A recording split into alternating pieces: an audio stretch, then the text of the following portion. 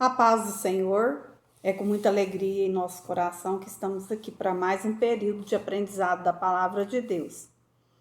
E, como é de costume, eu quero ler Atos dos Apóstolos, capítulo 6, o verso 1 e o 2 e até o 4.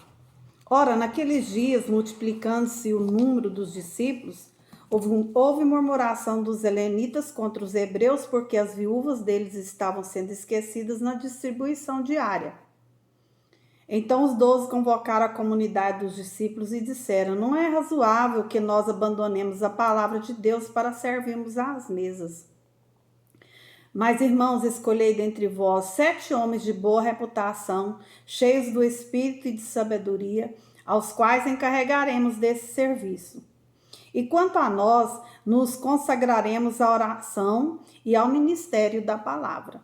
Hoje nós estaremos dando continuidade, dando prosseguimento à proposta pedagógica da nossa apostila, no capítulo 5, sobre a consagração para o ministério.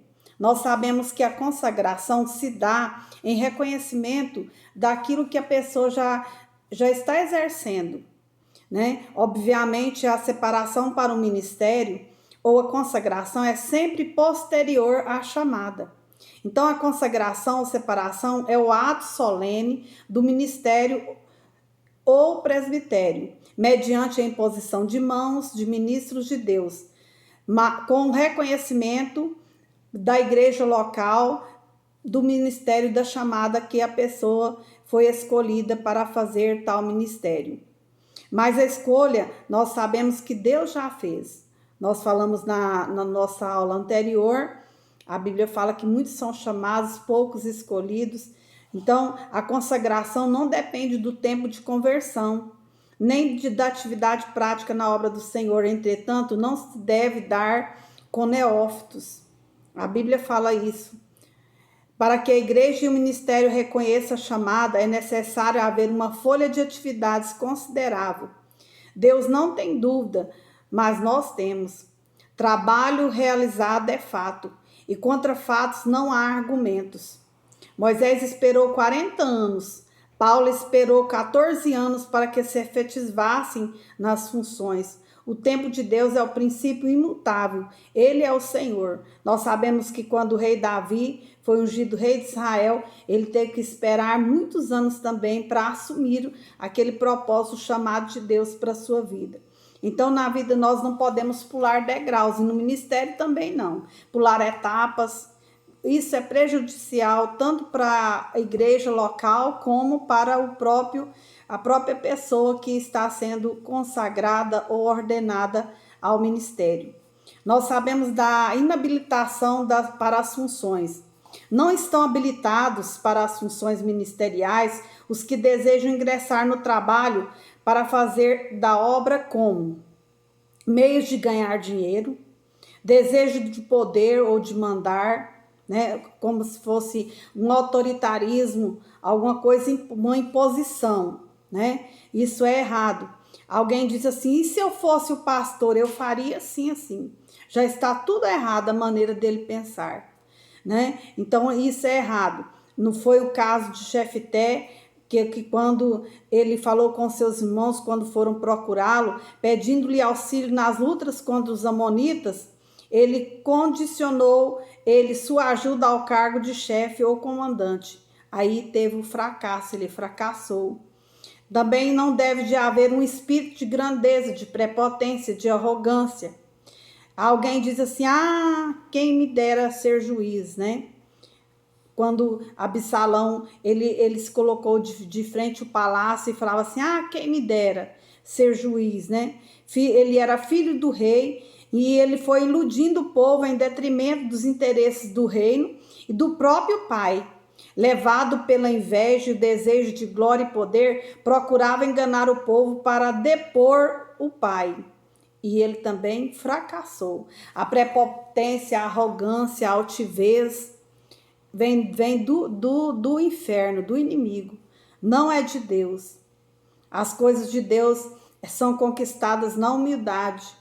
A autoridade, ela não é autoritarismo. A autoridade, ela é conquistada. Autoritarismo é uma imposição, ela é imposta. E a autoridade, ela tem que ser conquistada. Antes de eu ter uma credencial, eu preciso ser a igreja. Eu preciso ser a mãe, ser a dona de casa, ser igreja onde eu colocar os meus pés no meu trabalho, na sociedade, na cidade onde eu vivo. Eu preciso dar um bom testemunho. Aí, quando eu estou dando um bom testemunho, aí eu estou apto para receber uma credencial do chamado de Deus para a minha vida, né? Da habilitação para o ministério. Não é necessário para ser pregador do evangelho que o homem seja separado oficialmente como pastor, evangelista, outro cargo eclesiástico. Precisa sim ser convertido, ter amor pelas vidas, ter disposição para pregar a mensagem de Deus e apoio dos ministros já consagrados da igreja a que pertence. Entra na luta e espera, sem desistência, até que o Espírito Santo complete a obra. Então, nós sabemos que o chamado de Deus para a nossa vida, nós sabemos que ministério é você estar presente na hora da necessidade. A gente sabe que quando um trabalhador da obra de Deus, quando alguém está precisando de uma ajuda, sempre aquela pessoa está ali presente. Nas horas difíceis, ele está ali. Então, a presença da pessoa em determinado lugar é um ministério, é um chamado. Aí, a partir daquele momento que aquela pessoa, em todo lugar que você vê, ele está ali presente, fazendo algo, aí vai vir o reconhecimento. Aí vai ter a confirmação do chamado, da habilitação dele para o ministério. Nós vimos os chamados de Deus para a vida de Moisés, de Davi, de Isaías, de Paulo, né? Eles foram ungidos, mas teve um tempo de espera, um tempo de treinamento para a obra, para eles continuarem fazendo a obra. Então, no ministério, nós não devemos de pular etapas.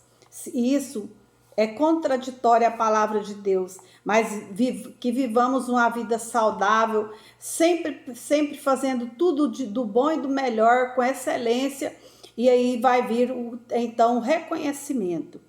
Nós vamos ver que quando Davi ele foi ungido rei de Israel, foi no início do reinado de Saul.